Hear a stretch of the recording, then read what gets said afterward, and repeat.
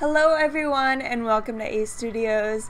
Today I am introducing a new series, as you can tell by the title. It's called Behind the Voices. This is inspired somewhat by Lavender Town's By the Book series. In that series, she takes the descriptions of the characters in the book and compares them to how they are portrayed in the movies. So you may be wondering what Behind the Voices means. Basically, it is the voice actors taking the roles of the characters that they voice act for in a movie or TV show. As you can see here, the first installment of this series is Steven Universe, one of my favorite cartoon shows by far. Not only is the cast itself within the cartoon diverse, but the voice actors are diverse as well. And that was what made this so fun to do. After all, there are a ton of different headcanons of what the gems might look like if they were human. And because of this, I thought, well, what if they looked like their voice actors? And that was really what spurred on the idea for this series. The first character that I am lining here is, of course, Steven Universe, who is voiced by Zach Callison.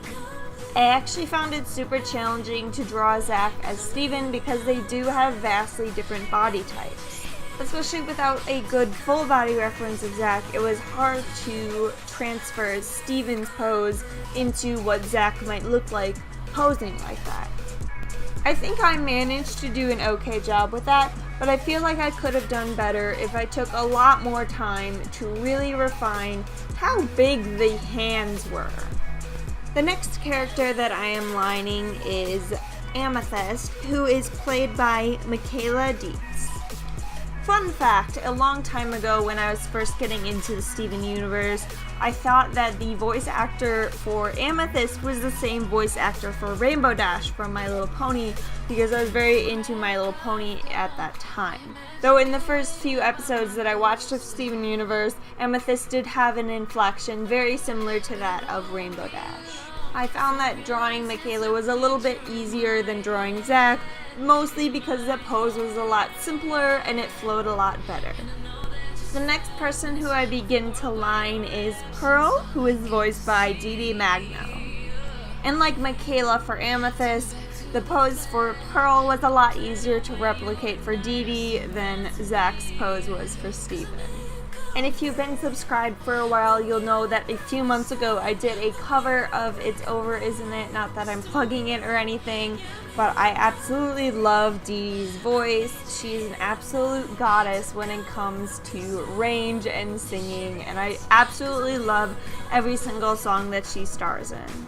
And though, unlike Pearl, Dee has luxurious long hair that I very much enjoyed drawing in this illustration.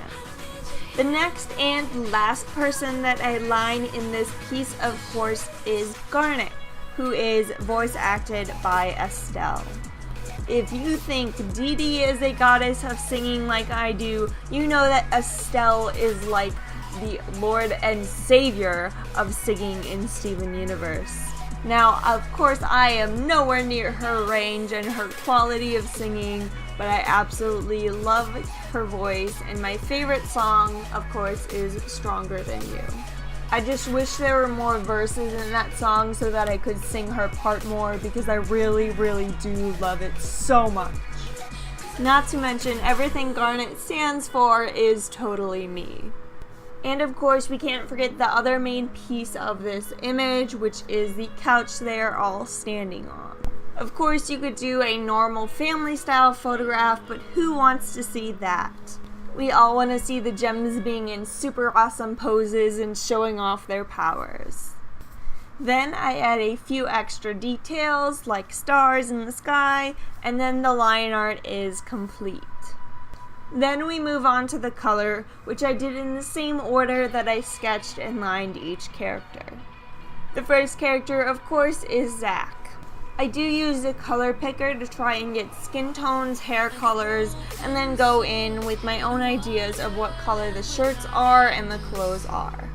I wanted to get the skin tones as close as possible to the actual skin tones of the voice actors because I feel like it's important that they be represented as they are and not in any other way. For example, Pearl is a very pale gem, but Dee Magno is not white. so I wanted to make sure that I captured the correct skin tone for each person. Though I suppose in different situations and different lighting, even a single skin tone can look completely different.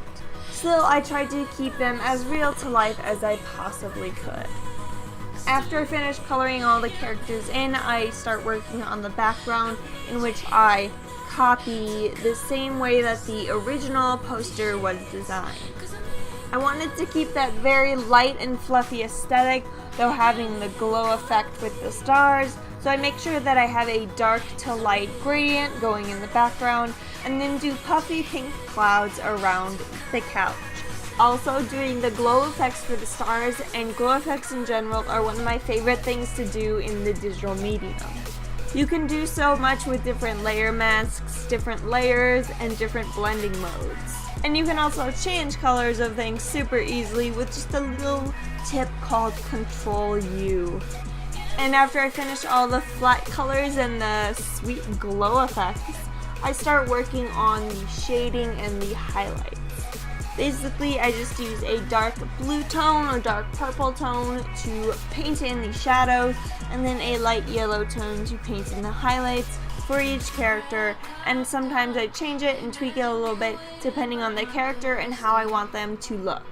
I also try to give each character a little bit of rim lighting so that they look like they were illuminated by the glowy stars that I did earlier. And that's pretty much all I have to say about this piece. I really enjoyed creating this piece, and I hope you guys enjoyed watching me create it. If you have any ideas for other TV shows, movies, games that you want me to do and include in this series, make sure to leave a comment down below. I will do more Steven Universe characters, but I also want to hear your guys' thoughts on what you want me to draw. Plus, there are so many animated cartoons and movies out there that there are so many different voice actors that deserve to be recognized for their hard work. Plus, drawing people is just really fun for me, even though I might not be the best at it. Anyways, that's all I have for today. I don't want to go rambling on for too long. I hope you enjoyed the video, enjoy the rest of it, and I will see you guys next week.